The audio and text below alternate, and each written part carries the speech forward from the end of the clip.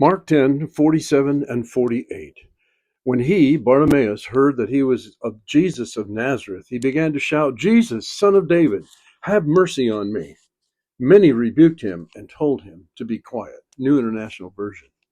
Our world is full of voices. We have television, radio, cell phones, home phones, MP3 players, computers, the internet, DVD, and on and on.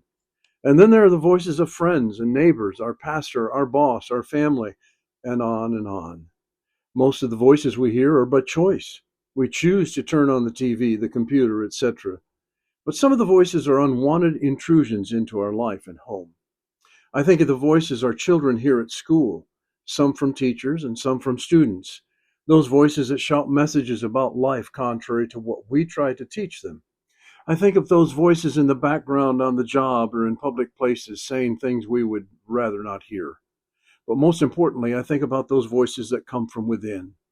Those little voices that call out to us to doubt God, to doubt ourselves, or doubt our salvation.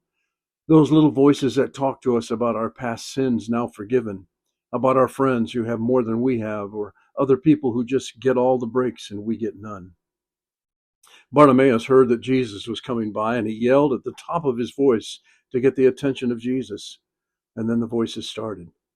Not the ones that he could control, those ugly voices that just come.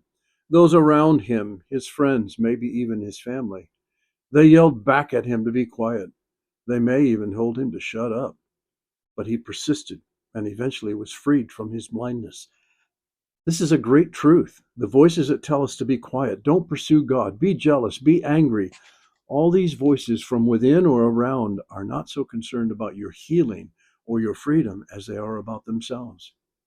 These people around Bartimaeus were more concerned about themselves than they were for this blind man. It wasn't until they realized that Jesus was willing to spend time with him that they changed their message. Now they told him how fortunate he was that Jesus wanted to speak with him. As you hear the voices around you or from inside you, take time to discover their source. Are they voices pushing you toward God, who wants you to be free from your bondage and sin? Or voices telling you to walk away from God and into your bondage and sin?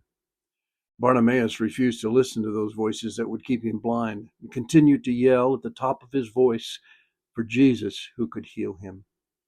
To whom are you listening today?